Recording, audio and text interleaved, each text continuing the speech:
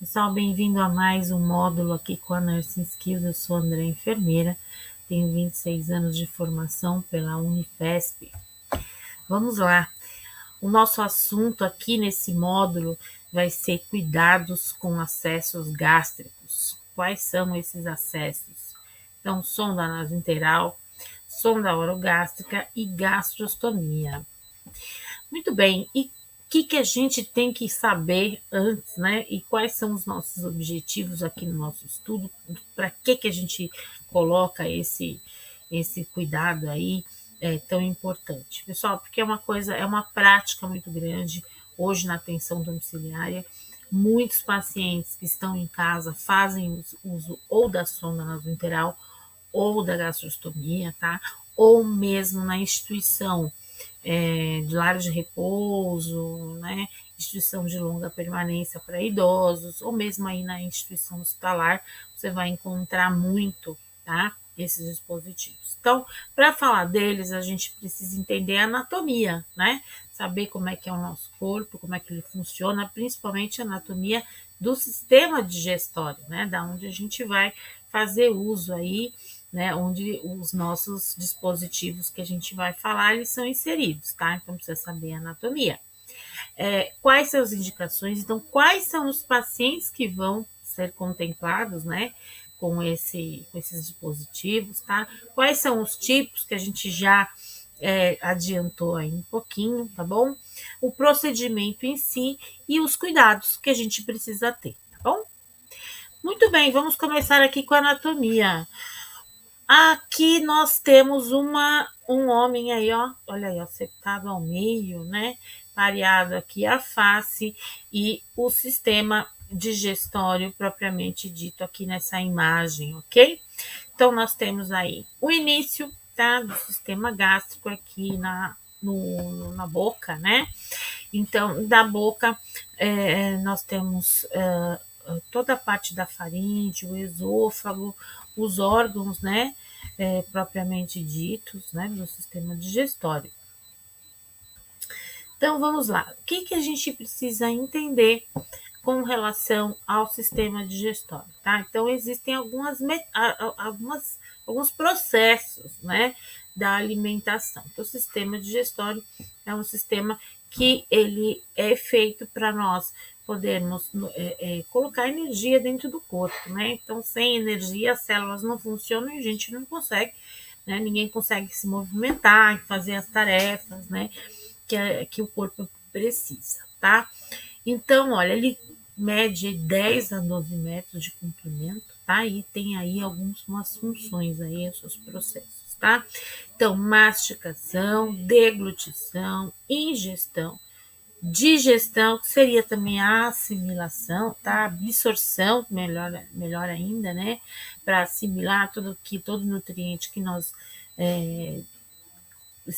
extraímos, né, dos alimentos, tá certo? E o que, né, não sobra mais, né, aquilo que não serviu, ele é eliminado aí na defecação, ok? Bom, aqui na mucosa oral, nós temos nos dentes, nós temos aqui os lábios, nós temos os lábios, né, a arcada toda dentária, nós temos geralmente 32 dentes, a úvula palatina, a língua, tá? Toda essa mucosa oral, ela é muito deixada para trás, tá? Ela é extremamente ignorada pela enfermagem na hora da higiene, né? Sempre falo, a gente dá banho no paciente, ele fica todo arrumadinho e a gente esquece de fazer a higiene oral dele, né? E aí pode acarretar em cáries ou pode acarretar numa piora aí da prótese, né? Do encaixamento da prótese na gengiva. E aí o paciente passa a não se alimentar. Não se alimentando, você tem aí uma desidratação, uma desnutrição, tá? Ninguém consegue comer com dor, né? Então, precisa prestar bastante atenção na higiene oral do paciente, fazer um bom exame, né, na cavidade oral, bom exame físico, olhar, ver se não tem resto de alimento, se não está tendo algum escape, tá? Não se esqueçam disso, por favor, tá? Olha aí mais uma imagem onde a gente vê as amígdalas, tá? Que tá ali, ó, as tonsila palativas, amígdalas, que são os primeiros órgãos, né? De defesa, tá? De uma porta de entrada importante que a mucosa oral precisa ter, né? A língua tem um papel extremamente importante. Olha o tamanho da língua, né? Aí no homem pareado ao meio. Ela tem um papel surpreendente, tá? É um músculo bem importante, um dos mais fortes do corpo. Olha ela aí. E aí, para que ela serve? Né? Ela ajuda aí a fazer a organização do bolo alimentar e a sensibilidade, né, dos alimentos. Porque se nós não sabermos, né, distinguir aquilo que a gente está pondo, levando à boca, né, o azedo, prevenindo do envenenamento ou de comidas estragadas, né, tem que estar presente na língua. Preciso também sentir o gosto, né, do salgado, do doce, tá certo? Então, toda essa região que está aí enumerada nesta imagem da língua. Olha aí como é que os dentes são constituídos, tá? Nós temos várias camadas aí. O dente, sim, tem que ter irrigação venosa e arterial. E o nervo, né? Aquele nervo famoso dor do trigêmeo, né? Que é aquela dor. O trigêmeo é responsável pela sensibilidade da face, né? Ele sai por aqui, né? E aí ele nerva toda a face e os dentes, né? Uma das dores mais agudas, né, do corpo. As glândulas salivares, as glândulas que produzem aí a saliva, onde contém uma enzima chamada amilase salivar, tá? Antiga pitialina. Ela é responsável pelas primeiras quebras das moléculas, né? Dos nutrientes, tá certo? Faringe, pessoal, faringe precisa ter uma atenção dobrada, porque na faringe nós temos aqui, olha, naso, oro e hipofaringe, tá? Toda essa região aqui, ela tem uma comunicação, tá? Passa alimento e passa ar também, tá?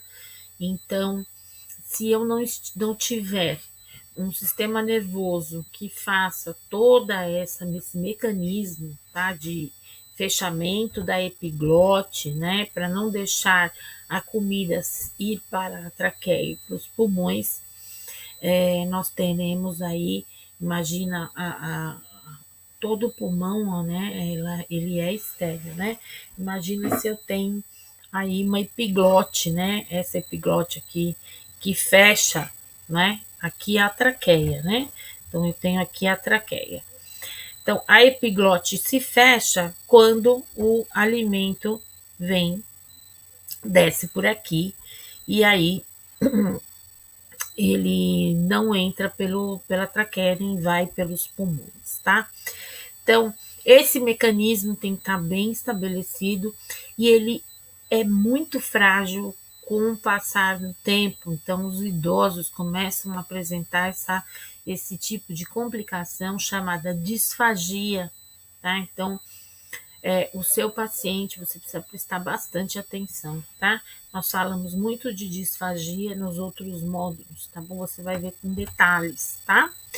O esôfago, né, que nada mais é que um órgão tubular, mede aí em cerca de 25 centímetros, né, de C6, né, que na vértebra cervical C6 até a torácica número 11, né, 11ª, tá?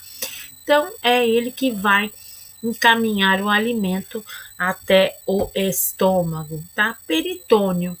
né? Todo mundo fala da peritonite, não sei se vocês lembram. A peritonite, ela é uma doença, né, que acomete, né, esta membrana aí serosa que cobre todos os órgãos do, do, do peritônio, da cavidade abdominal, né? Então, nós temos a mais externa, que é a periparietal, e a visceral, que é perto, para você lembrar, a visceral, que é perto das vísceras, ou seja, perto dos órgãos, né? Então, a visceral é a mais interna, tá?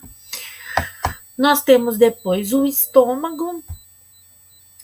O estômago, ele é responsável, aí, ele tem um papel muito importante, né, no sistema aí, digestório, tá?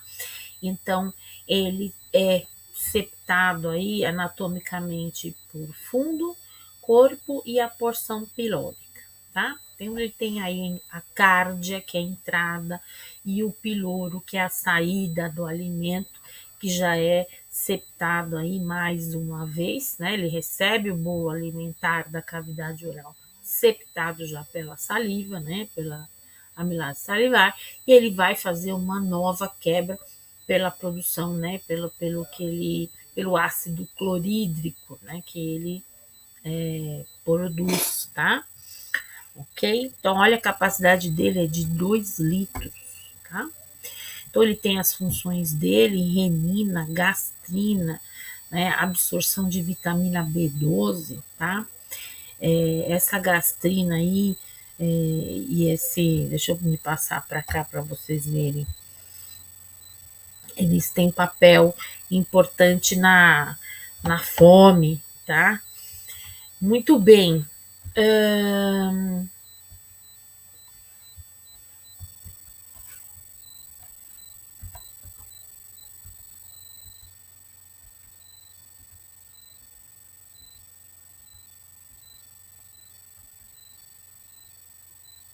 Então, olha, como a gente já falou aqui, ó, pH, né, do suco gástrico, né, do estômago, ele também tem a ação mecânica, tá? A ação mecânica do estômago, ela faz com que são movimentos, tá? Que o estômago ele produz para poder empurrar, né? Os alimentos já triturados dentro dele e serem encaminhados pela primeira porção do intestino, ok? Olha o intestino aqui. Intestino, aqui nós temos uma imagem onde eu tenho os órgãos que são todos aqui da cavidade abdominal. Então, tenho aqui o fígado, o estômago, o pâncreas e o intestino, né? Ok, ele é septado o intestino, tá? Anatomicamente falando. Então, vamos começar pelo intestino delgado, tá? Aqui nós temos aí um abdômen dividido em 4, né? Quadrante superior esquerdo, quadrante inferior direito, onde a gente está sinalizando a flexura do duodeno jejunal, tá? O duodeno propriamente dito, e a junção dele já com a primeira porção do intestino, que é o jejum. Depois lá embaixo nós temos a junção iliocecal, seco apêndice, né, vermiforme, tá? Que ele só serve para inflamar, né? Bom, aqui tem o duodeno. Pessoal, o duodeno é ele que recebe uma série de enzimas, né? Ele mede também 25 centímetros, né? Ele tem aí essa flexura dele em C, tá?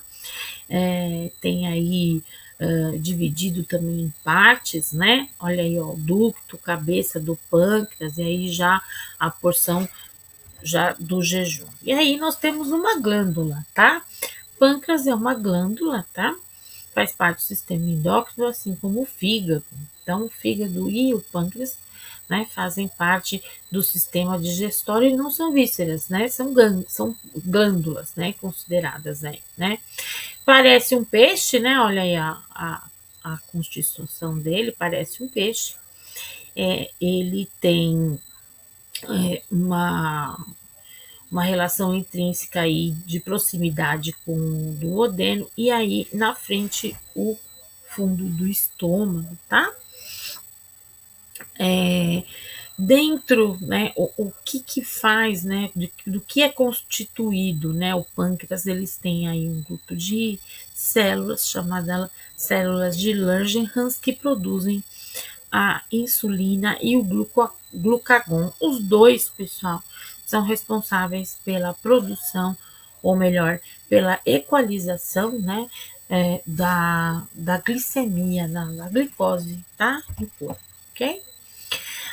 Bom, vamos falar aí de outras porções do intestino. Então, tem o jejuno, tem o ilho e tenho também o duodeno, tá? Então, jejuno, duodeno e ilho fazem parte do sistema delgado, ok? Muito bem. E aí nós temos o intestino grosso, né? Que o intestino grosso nós temos já ele 1,5 m, ele é bem grande, tá bom? Ele tem aí demais que vocês conhecem mais, aí o cólon ascendente, transverso, descendente, sigmoide, tá? Que é a última porção dele, e o reto, tá? Fígado é uma glândula, né? Como a gente já havia passado. O fígado ele é bem grande, tá, pessoal? Ele pesa 1,3 kg, 1,5 kg. Ele é responsável pela produção da bilirrubina, tá? Rubina vem de rubi, né? Essa coloração avermelhada, né? Tá? Que ele produz e pela secreção da bile, tá certo? Também, olha, o que ele faz? A gente acha que ele não tem importância com a glicemia, mas sim, tá? Ele capta, tá? Toda a glicose, tá? Ele armazena lá dentro dele. Então, olha aí, quem come muito pão, ele armazena essa glicose, tá? E aí ele transforma aí em glicogênio e quando ele fica guardando. Então, quando ele percebe que a gente tem uma quantidade muito grande, tá passando por algum estresse nutricional, aí ele começa a liberar esse açúcar, ok? Muito bem, quais são os objetivos, então, do cateterismo gástrico, pessoal? Então, olha lá, ele pode ser feito, né? Por que a gente passa uma sonda, né, no paciente? Então, ou a gente vai fazer uma descompressão gástrica, né? Tirar aí, administrar medicamento, alimentação, né? Te tratar uma obstrução, um sangramento com conteúdo gástrico, para fazer aí a amostra para depois analisar laboratorialmente, tá? Então, e em que casos, né? Quais são as indicações médicas? Então, se eu tenho uma cirurgia de bucomaxilo, que eu vou ter comprometido, né, a minha face, né? Eu posso fazer mão, né? Lançar mão aí, porque eu não vou ter aí a estrutura física para mastigar, né, os alimentos, tá? Se eu tenho o sistema nervoso, vamos supor que eu tenho tudo ok fisicamente, mas o meu sistema nervoso não está comandando, tá? Todo esse processo, essa cadeia, esse processo de mastigação, deglutição, então eu posso fazer, e a disfagia, né? Então, se eu tenho o meu cérebro que não consegue fazer com que eu consiga me alimentar, e quando o meu alimento ele bate, né, ele encosta lá na minha, lá no palato, né, ele começa o levantamento do véu, e aí desce, né, o alimento para o esôfago e não para a traqueia. Eu tenho aí eu tenho um processo, né, de disfagia, né? Então, a disfagia pode levar aí a eu ter que usar, né, a indicação, né, o médico vai indicar aí a sondagem. Então, eu tenho também desnutrição ou anorexia, aquela doença que as meninas ficam muito magras, né, não comem, né, levando a vários problemas de saúde. Então, a pessoa se recusa, né, a se alimentar, entra no estado grave, e aí a gente acaba fazendo a sondagem para poder inserir a dieta, tá? Um caso de desnutrição, um caso de desnutrição grave, né, por outros motivos, a gente também faz uso, tá? E aí, se eu também tenho uma intoxicação exógena, né? Exógena vem de fora, né? De externo. Então, alguém que se alimentou que ingeriu um veneno ou tomou grandes doses de medicação, né? Ou para tirar a própria vida ou por engano, a gente passa uma sonda não para inserir algo, mas para extrair, tá? Então, aqui eu tenho, olha aqui, para você, se você tem uma hemorragia que está principalmente no esôfago, eu faço uso desse balão gástrico, tá? Na hora que eu estendo, que eu abro ele, né? Que eu insuflo esse balão, ele acaba comprimindo as veias esofagianas, tá? E aí ele para o sangramento, né? Sondas, eu tenho a polivinil, que é a gástrica para essas lavagens. Ela é grossa, né? Mais densa, mais grossa, tá? 30 dias pode ser trocada, tá? Eu tenho a de Duboff, que são as nasointerais, que são aquelas mais finas, bem elaboradas, tá? Mais maleáveis para alimentação. E as gastrostomias, né? E os bottoms, né?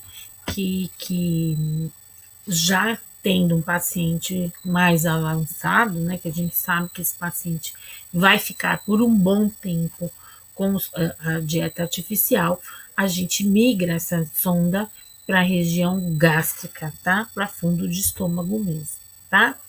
Quais são as contraindicações? Então, se eu tenho uma esofagite, vai doer bastante, né? Para passar, pode machucar, né? Se eu tiver varizes aqui, na hora que o enfermeiro passa a sonda, pode romper, né? Essas veias, né? Essas varizes e pode levar ao sangramento. E é grave, viu, pessoal? Por isso que é privativo do enfermeiro, tá? Se eu tenho alguma outra lesão também no esôfago ou uma obstrução gástrica, seja por um tumor, uma fratura de base de crânio, onde eu vou ter também uma estenose, tá, do esôfago, me diminuindo, né, a luz da passagem, algum problema na cavidade nasal, na mandíbula, também eu posso ter uma indicação, ok?